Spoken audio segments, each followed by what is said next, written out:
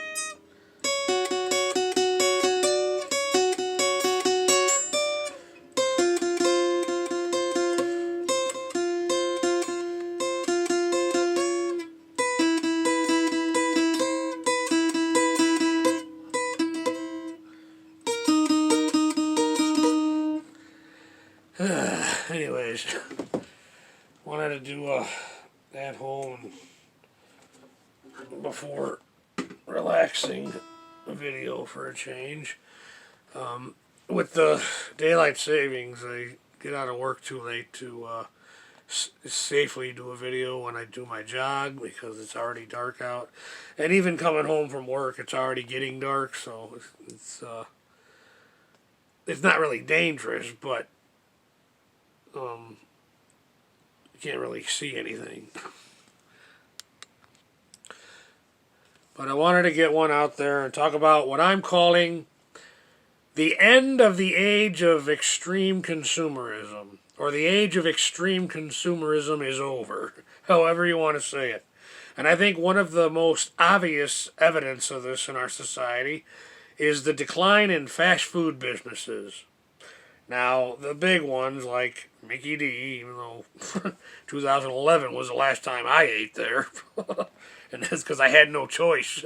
I was downtown meeting Mickey Dolan, and it was the only place I could afford, and $8 for a little piece, a little freaking chicken sandwich and 3 French fries and a cup of water.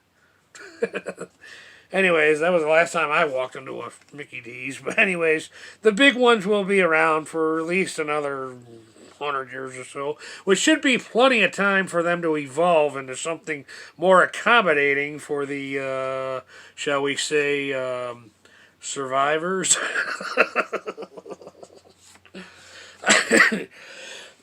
I say survivors because many have perished, and I'm convinced, sadly, many more will perish before the changes of today's human, kind of the changing of the guard as far as humanity is concerned will prevail. But unfortunately, there will be more humans perishing before we reach that end.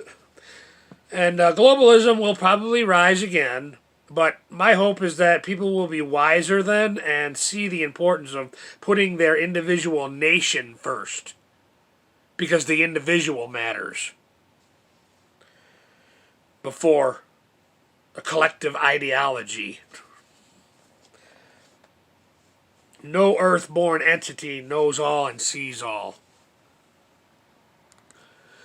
Even though leftists would prefer you think otherwise. They have all the answers.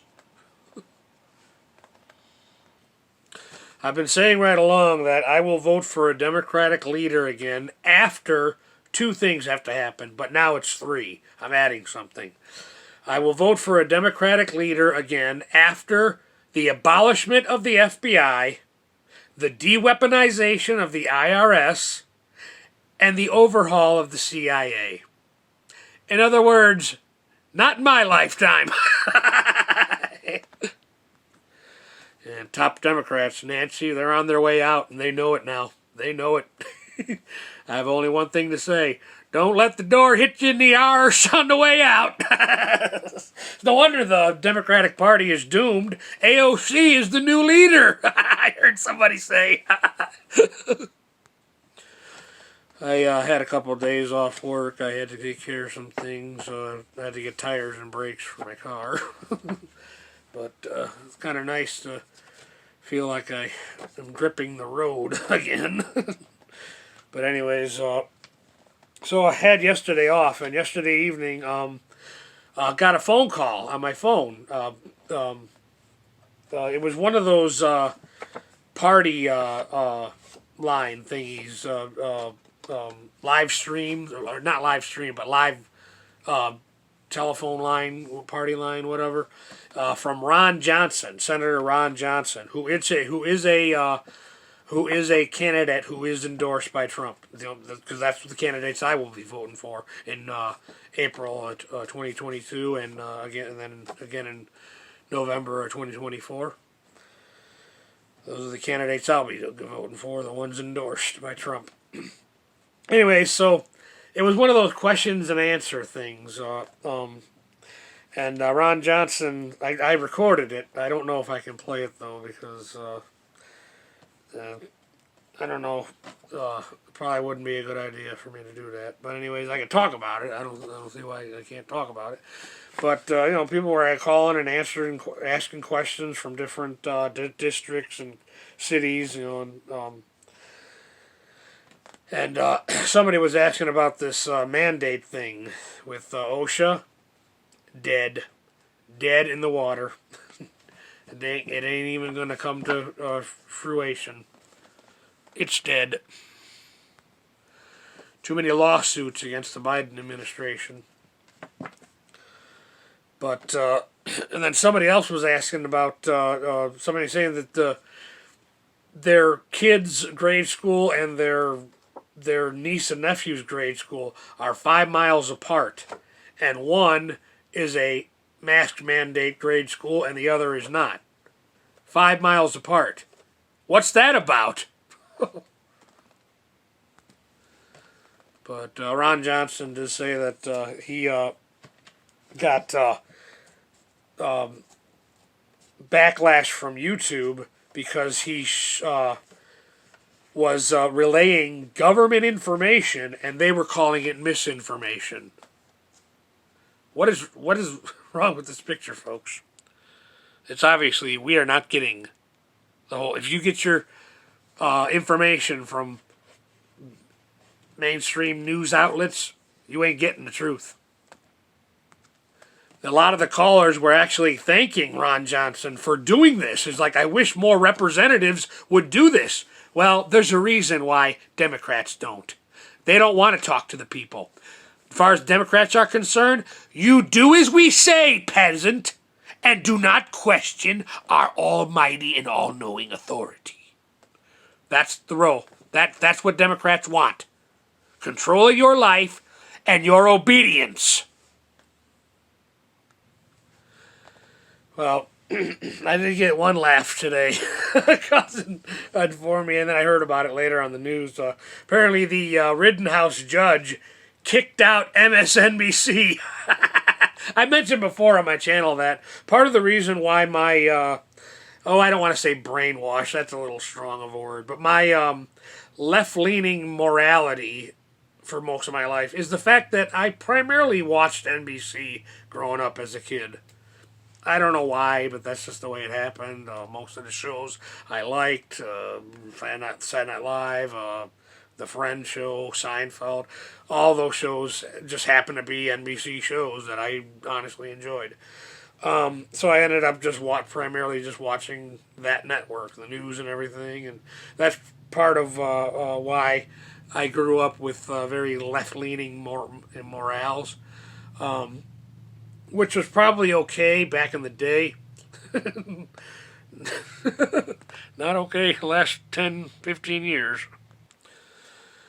Well, I guess I should have just wrapped this up now. I still watching Melrose Place. I watched an episode recently appropriately titled Dr. Jekyll Saves His Hide. The Michael, the doctor character, um, one-ups the Amanda character in it. And you know, I would almost hate the character if I wasn't so damn proud of the boy.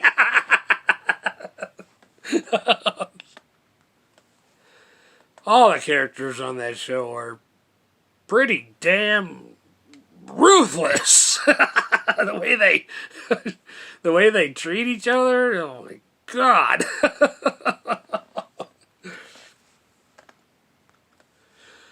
One of my favorite old-time actors, John Saxon, played a lawyer in a couple of the episodes for the Joe character, the one who got pregnant by the drug dealer who she had to kill, and now it had his baby, or going to have his baby. And, after she has the kid, the Kimberly character coerces her into letting her help her prematurely deliver the baby. I guess, like a week ahead of schedule. Her being a doctor, she knows how to do this, I guess. Unbeknownst to Joe, she did this so that Kimberly did this so she can take the baby to call her own. So the Joe character goes back to her lawyer, the John Saxon character. He's one of my favorite old-time actors. I just like watching him act. He's the Nightmare on Elm Street movie. He played the dad, the sheriff, and then I think he reprised his role in the third movie, Dream Warrior. Anyways, John Saxon. He's just one of my favorite actors to just watch practice the craft of acting. So the Joe character goes back to her lawyer, played by John Saxon, and explains to him what happened with Kimberly taking the kid and everything. And this guy's like, straight, kind of by the book lawyer, trying to get her custody of the baby in the first place. And his reaction is, my only thing at this point to do is forget we had this conversation. And recommend that you talk to a criminal lawyer.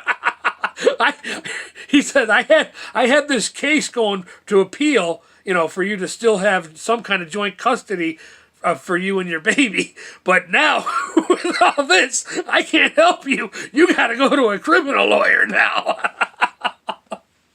Oh, God, it is a crazy show, though. Alright, I better end this one.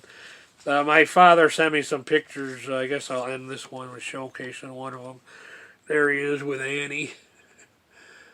Boy, for a guy who just had a stroke, he looked okay, I guess.